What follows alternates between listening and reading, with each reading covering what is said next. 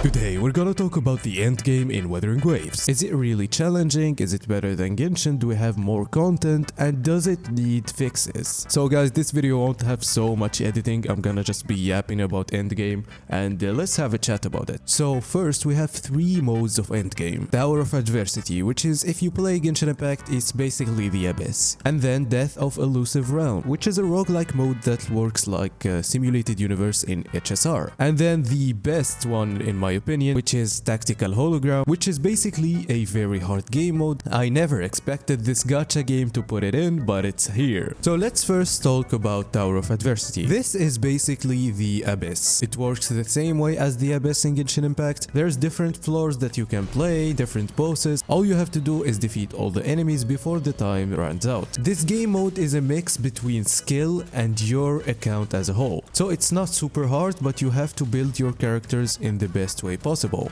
because building your characters in this mode will help you a lot. And this just works, as I said, as the Abyss in Genshin. The more you build your character, the easier it becomes, and the more characters you have, the easier it becomes. There's of course the repetitive floors that can reset over time, and for everyone who cares about the rewards, you have 700 of the game currency every time it resets. But we don't know exactly how many times it resets, every 2 weeks, every 3 weeks, every month. Since we're still in beta, we do not know. Then we have Death of Elusive Realm. This mode is pretty fun. So this mode is like the simulated universe in Honkai Star Rail. You just go into more worlds and you collect buffs, and your characters are gonna slap in the end. It has so many combos and your characters will be so powerful in it. Like, you can do anything you want. You can make a healer a very powerful DPS, and you know, if you played Honkai Star Rail, you know how fun this mode is. I hope that they add more stages to it, because if they don't, it will be kinda boring after some months, but if they do add more stages, it will be super fun. So they just have to do the same thing that Honkai Star Rail did.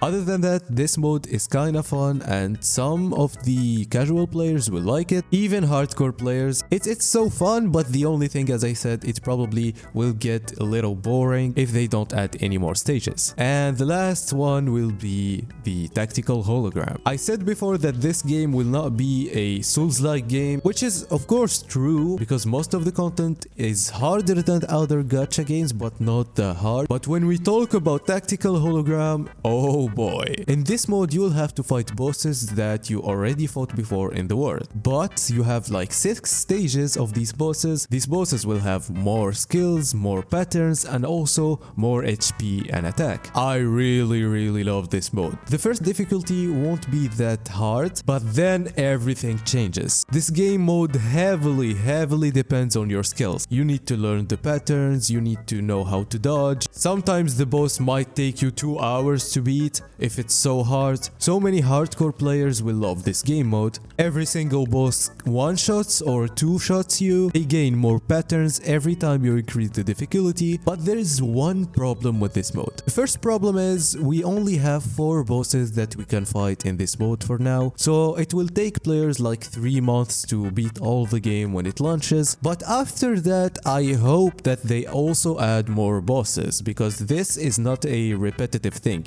Of course, you can fight the bosses however you want, but I'm talking about the rewards. If you just fight the boss once and you beat it once, in every difficulty, you will get the rewards once. I do not have a problem with this, but I hope that they will add more bosses. Now, this is kind of obvious, because every time they add a boss, they will add a hologram. The question is, how many times will we see a new boss in the game to actually know if this is gonna be a very good end game? Now, I didn't talk about the ecosystem. It's also super fun, but you can do it from level 1, unlike the other things that I talked about. Some of them you unlock at level 27 or 30, I think. So in general, I think the end game as a start for a gacha game, this is pretty good. This is insane. For a gacha game, I think this is the best end game at launch that we saw in any gacha game. Now, Kuro need to develop this end game more and more. They can add more modes, and they can improve the current modes that we have here. So that's basically it. I know so many people didn't get the beta access, so I wanted to share with you this experience, so at least you will know what will you play when it comes out. Anyway, thank you for watching, and I'll leave you to Kafka. If you don't subscribe to stioorg, you're gonna lose every single 50/50 safety in your life. Also check his latest video, you'll love it.